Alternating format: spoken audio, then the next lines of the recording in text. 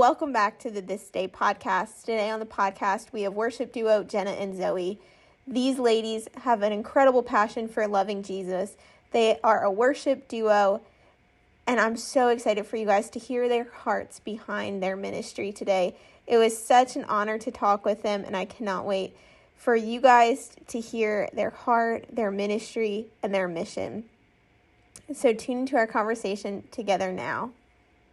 Before we dive into our conversation, we have a word from our sponsor, BetterHelp.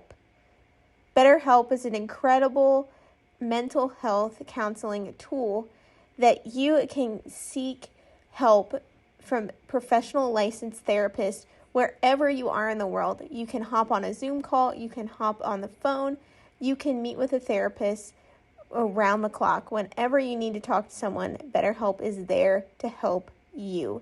You can use our code to receive 10% off your first month of therapy. I know how important my mental health is, and I want to help you guys. So check out BetterHelp today. Now check out our conversation with Jenna and Zoe. Welcome to the podcast, y'all. I'm so excited to have you sweet ladies on the podcast today. Why don't you go ahead and share a little bit about your duo and who you guys are and what kind of brought you to where you are today? Yeah. Sure. So we're Jenna and Zoe. We're a worship duo. We're really honored you asked us to be on the podcast. Super excited to be here. But yeah, we're worship leaders. We lead worship together. We write and record our own music. We do conferences and lead at churches and camps and retreats and all of the things. And we went to Belmont.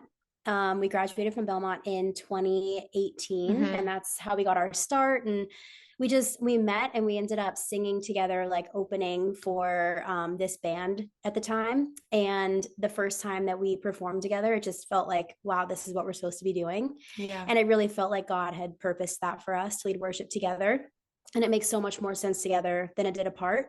And then we just kept, writing and singing and performing and leading worship. And now I've been doing it since like 2015, 2016. Yeah. And yeah, we love it. Yeah, it's been a really fun journey. It's so funny. We always talk about how we never had a sit down conversation where we were like, okay, do you want to do this? I want to do this. So we honestly just did it, and we just kept making music together, kept pursuing the Lord alongside of each other. And it's like kind of what has fueled all of it is our friendship and our passion for worship music and the Lord. And so it's so funny that people always say, oh, when was that conversation? How did you guys really decide that this is what you wanted to do? And we're like, we don't really remember. There wasn't one. I don't remember ever deciding like this. Do I want to do this with Zoe or do I want to pursue music by myself? Like I never made that decision. Yeah. We just started singing together for fun and did that first show where we just sang a couple of covers and harmonized with each other, and it was fun. And then we never stopped. Yeah. So it's been a crazy ride, but it's been really, really fun. So fun to do with your best friend, I love that. I think anything is better with somebody else. I mean, scripture says that, but you guys are living proof that, you're having the time of your life leading worship together. Yeah, spaces. And also it helps us, we can keep each other encouraged and, hold each other accountable, and we, push each other closer to God, but also, with two people, it's much easier to accomplish our goals. So it's really cool. It's special. Absolutely. Now, one question we ask everybody that comes on the podcast is, what's keeping you present during this day? Because there's so much coming for our attention. There's so many distractions in the world. But what keeps you present during today? That's a really good question. I think something that has kept me really present over the past couple of years and also kept me encouraged, which I feel like those kind of go side by side of being like, okay, I'm aware of where I am, and I'm also encouraged because I know that the Lord is still with me in this, even when I can get so distracted and feel like he's not, and Jenna and I talk about this a lot. We obviously grew up and led worship in churches in high school, in our churches in high school, and kind of found this passion of ours. And moved to Nashville and all along have had these big dreams of, getting signed to a record label, getting a publishing deal, going on tour. And we're not there yet. We are independent artists and we release music all on our own. We get our own gigs. We do all of it ourselves. And some days it feels, I think probably a lot of people in the music industry feel this way. At least we talk to a lot of friends that feel this way, of just feeling like you're on a treadmill and you're always looking towards the next thing and looking towards the next goal. And something that's always kept me really grounded and present in the moment is realizing if I were to tell my 15-year-old self the things that I'm doing today, I would be like, oh my gosh, okay, so you're totally living the dream. Like you're doing it. Yeah. And I know that the Lord called me to write music for the church and to lead worship.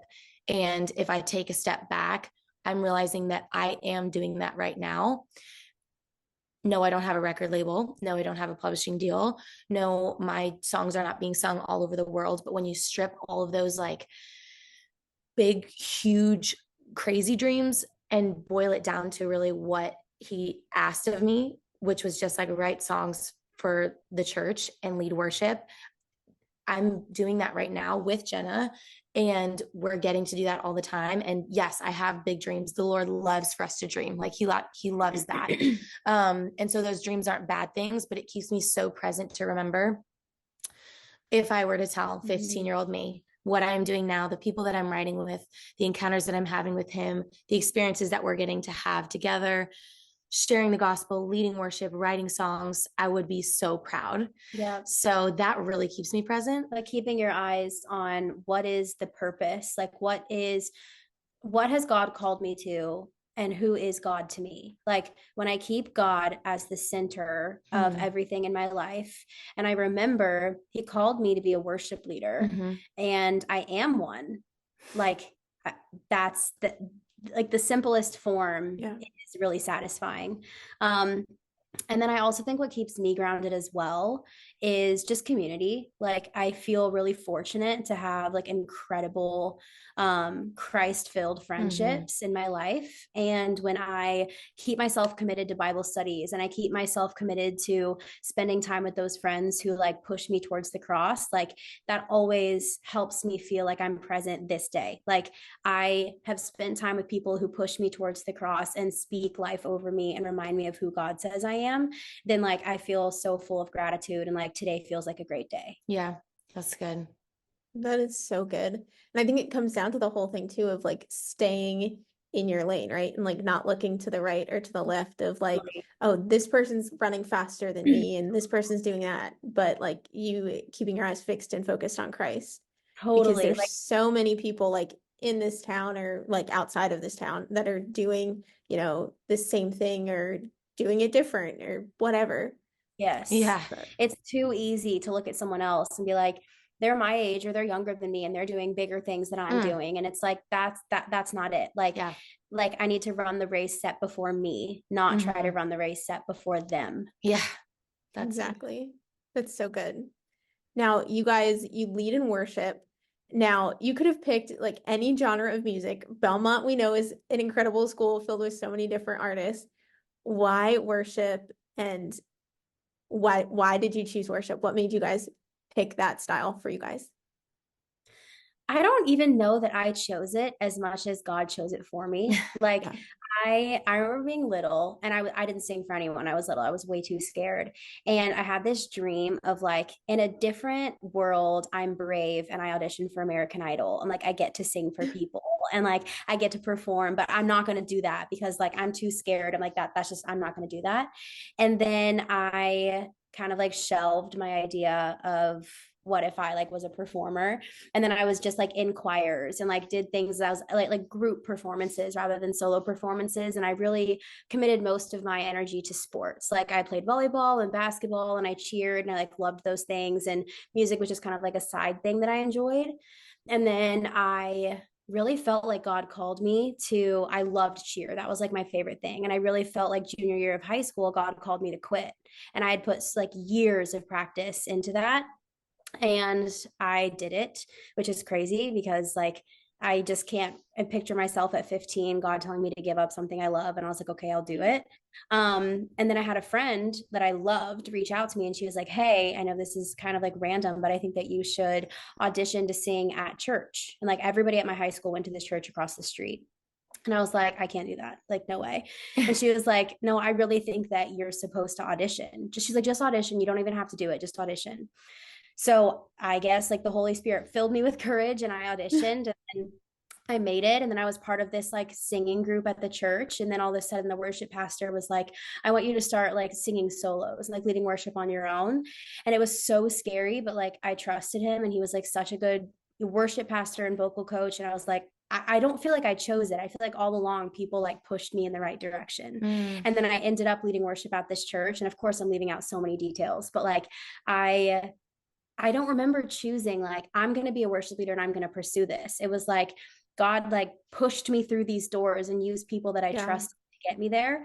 And then I was leading worship at church, and I was like, oh my gosh, I can't believe I'm doing this. Like I've never been brave enough to do this. And then I wanted to go to Baylor in Waco. And I really wanted to be a like marriage and family Christian counselor of some sort.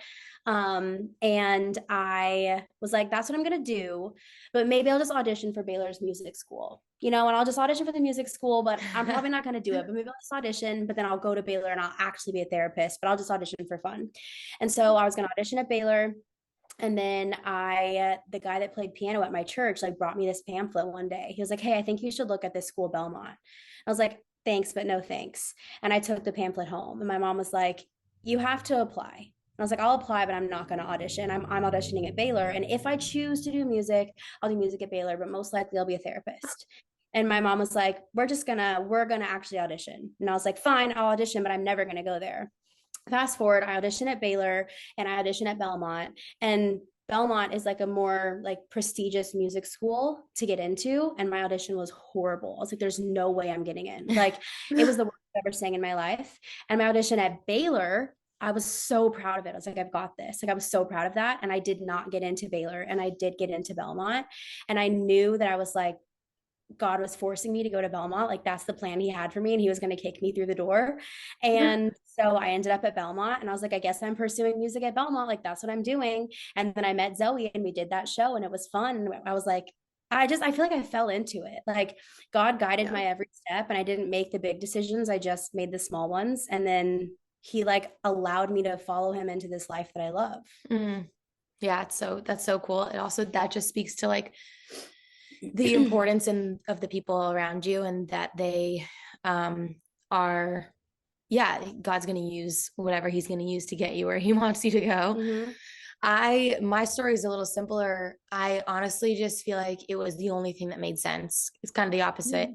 Like I don't remember a specific moment where I said, this is what I want to do and this is what I'm going to pursue. But when I fell in love with the Lord and started having a relationship with him and found Christian music, I always loved music. I always was singing, singing my whole life. And when I found my faith and we found a great church and I started going there, and I was introduced to the more contemporary Christian music, like the Hillsong and the Jesus Culture and, Stephen Curtis Chapman, Carrie Job, all those ones. I was like, oh, wow, I love music. And now I love God. And oh my gosh, there are people out there who are doing them at the same time, like loving God and making music. And so I want to do that. So I didn't know what that would look like. I didn't have a dream set out. Like I want to do it this way, this way, this way. My journey to Belmont was kind of similar to Jenna's. I was just not 100% sure about Belmont because nobody from my high school had ever gone there, and it was a really unknown school. And so I was kind of self-conscious about it. It was like cool to, go to the schools that everybody else knew. But yeah, in a similar way, the Lord just kind of guided me in that direction and was faithful to me in that way. So yeah, for me, it was more of just it was the only thing that makes sense. It was the two things that I loved the most, and they came together, and I saw other people doing it, and I was like, oh man, I want to do that too. So yeah. I love that. And I love like God totally used your stories, and he like brought you guys together just in such a special way. Like if you would have gone to Baylor, this would have never, I mean, it might have happened, but therapist, and maybe that would have been awesome, but maybe it would have been really bad. I don't know. But you don't know. That's what's so cool. So cool how God has used you guys and brought you all together to create something that's so special. Yep. Yeah. We feel grateful. So how, like, we as believers can worship in so many different aspects. You know, we can worship on our own during like our quiet time or in church, or whether we're at like a concert, like a worship concert, whatever it may be. But how can we authentically worship Jesus? Because there's so many ways to inauthentically worship, but how can we just authentically worship Christ?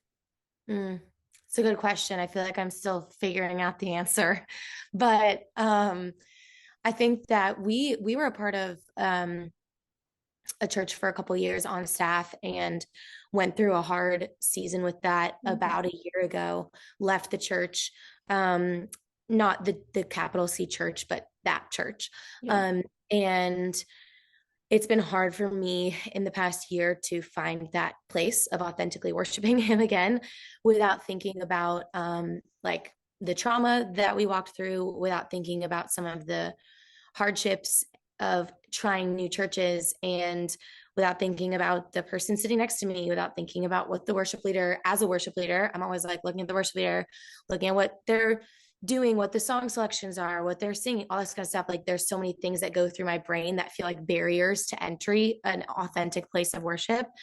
And I'm sure everybody experiences that, hence the question. But I think for me, the easiest way to authentically worship him is it, like if I'm having a hard time doing that, is really just taking time in my quiet times in the morning, which I'm not overly diligent about doing. I want to be better about that, but of just like making space for him to move and for him to come and move my heart first. Because when he moves my heart and he comes to me and his presence is like very palpable and felt, I'm caused to worship, and I often pray to him to like give me that desire to authentically worship him, and not just worship him in a way that like looks like I'm worshiping him, because I think we can do that a lot, especially as worship leaders. We get on stages or we get on a platform and it's like, oh, I'm supposed to raise my hand here, I'm supposed to say this thing here. But authentically having that moment with him to allow him to do what he does best and come and move in my heart first, and not try to manufacture a moment of worship with him, but just if once I get in his presence and once he comes and is speaking to me or just sitting with me and we're just like resting together, my heart is always moved to worship him more authentically. So you can lead from overflow. Yeah. And then you're leading from overflow, and you're not leading from a place of like trying to get something that you don't have, but you're like, oh man, the Lord has been so faithful to meet me in this place, and now I get to go out from there. I don't know if that super answers your question, but that's and it's different in every season, but for me that's been important to wait on him. No, I think that completely does. Like I think like whatever season you're in, just coming in to it and like authentically worshiping, authentically giving your all, like coming in and receiving the overflow from like what Chris has given you, or not, like again, it comes down to not looking to the person to your left or to your right and just like worshiping the audience of one. Which can be so hard at times, but it's so hard. Oh my gosh. Yeah. That comparison good. Like is our worst enemy at times, right? Yes. Yeah. Seriously. But yeah. It can be the worst enemy. And then like, you look up on stage and you're like, oh my word, like everybody else, like they're like full on worshiping on this song, but like I'm not really feeling it right now. Like what's going on? Yeah, absolutely. And at the end of the day too, recognizing with that, that my authentic worship a lot of times looks like me recognizing that my feelings don't dictate his worthiness and of my praise. So it's like, that actually is really authentic to be in a place where I'm like, okay, not feeling it, not loving it, not sure that like I am getting what everybody else around me seems to be getting, but I'm going to, in faith, like step into praising him and worshiping him. And that can just happen with like, I can look like my hands are at my side and I'm mumbling the words, but in my heart, I am speaking honestly to him. Like that is authentic. And remembering that whatever's happening on the outside for me or for those around me doesn't necessarily dictate what's going on in the inside, because I've been on the opposite side of that. It's convicting to think about it the reverse as a worship leader, of being like, okay, I need to manufacture something here. I want to just raise my hands and like, I'm not feeling it, but I'm supposed to lead these people to this place. So I'm going to raise my hands, or I'm going to shout this out, or I'm going to whatever it is. And it's like, oh, dang, that's so dangerous to be in a place where you're leading others, like not from an authentic place. And recognizing whether you're on stage or off the stage, like the most authentic thing to me could literally just be standing there and singing quietly, or just letting the words soak into my heart and knowing that ultimately my feelings don't dictate his worthiness and his like deserving of my praise, and being real with him about that. Like, I'm having a hard time. I feel distant from you. I feel mad about this. I feel sad about this. That actually is authentically worshiping him. Mm-hmm. And like recognizing that he is God and I am not is like a form of worship. Yeah, that's so good. And you guys are these young ladies that are worship leaders. How do you feel like you can be a light to women that are coming behind you, young women that like are in the audience? How can you be lights for these young girls and be examples? Because a lot of music nowadays, like the people leading the music, whether it's like pop culture or country music or whatever, it's not like the best example of, mm-hmm. women leading in society. Mm-hmm. I mean, I take a lot of my cues. We have found really dear friends in this band called Kane. They were, we knew them right around the time that they ended up getting their record deal and going on tour. And we're actually nannying on the road for them right now, which is really fun. It's so fun. Yeah. It's so fun to kind of have a front row seat of watching the way that they treat the people that work for them, the way that they treat others around them, the way that they live the same life on and off stage. Mm-hmm. Like they are committed to the cause of Christ and they mean it even when they're, in private. And I think not to take what you were going to say, but no, I think that we definitely can take a lot of our cues from them. They're kind of like big siblings to us. And it feels like a gift, especially because, as Zoe mentioned earlier, we went through a really hard church situation and that left us really broken. And we had a lot of wounds from how we were treated from leadership. And so to get to now be in a season where we work for and are constantly observing these people that feel like big siblings to us, and we get to see what like good and like gentle and like prayerful leadership looks like, and people who like when they're on the pulpit or when they're on the stage and when they're on the bus are the same. It's just like really healing to see who they are. And it reminds me like I want to be someone who is always fighting for others and promoting others, not just promoting myself, who is generous. They're so generous. Mm-hmm. Like they take care of their people above and beyond. And they value humility. Like there's just a lot of, it's just a gift to get to sit underneath people who do what you want to do and take cues from the ways that they live. Yeah. So I would love to be in a position where we could be that for someone else someday. We're like younger women, younger worship leaders, like whatever that may be. Like it would be an honor to be in a position where we can like show them what we've learned from those who went before us of how to treat people, because the way that you treat people really dictates a lot about your character. And when you like find yourself in Christ and you're rooted in Christ and you spend time with him, like the way you treat people should be an overflow of the way that Christ treats us. So I hope that answers your question. Yeah, like the short answer of that in my brain is basically to answer your question, like how do you be a light to other younger people who maybe want to be where we are, is like, I'm looking ahead, and the people that are ahead of me are treating me with like, they see me, they're kind to me, they continuously open up doors for me and are like reminding me time and time again, there is space for you here. Like, this industry is not too small. Just because we are doing these things doesn't mean that you can't.